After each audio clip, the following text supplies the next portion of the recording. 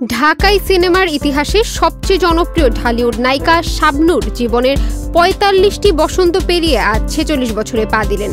১৯৭৯ সালের ১৭ই ডিসেম্বর যশোরের শার্শা উপজেলায় শাহজাহান চৌধুরী দম্পতির ঘরে খ্যাতিমান এই নায়িকার জন্ম হয়েছিল। ৩ ভাই বোনের মধ্যে শাবনূর সবচেয়ে বড়। পারিবারিকভাবে শাবনূরের নাম রাখা হয় কাজী শারমিন নাহিদ নূপুর। পরে স্বনামধন্য চলচ্চিত্র পরিচালক এহতেশাম কাজী শারমিন নাহিদ নূপুরকে বানিয়ে দেন শাবনূর।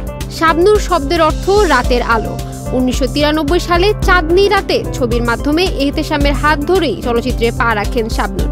এই নামেই তিনি সিনেমা জগতে উজ্জ্বল নক্ষত্র হয়ে আলো ছড়িয়েছেন।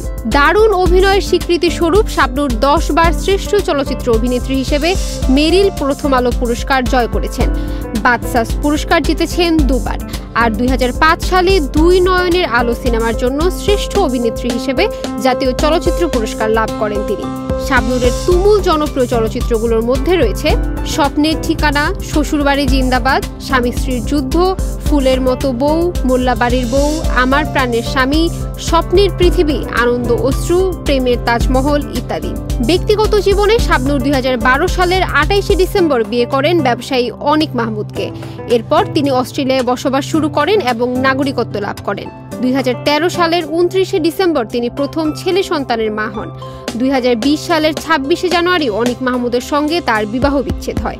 বর্তমানে সন্তানকে নিয়ে স্থায়ীভাবে অস্ট্রেলিয়াতেই বসবাস করছেন বাংলা চলচ্চিত্রের এক সময়ের সুপারহিট এই নায়িকা।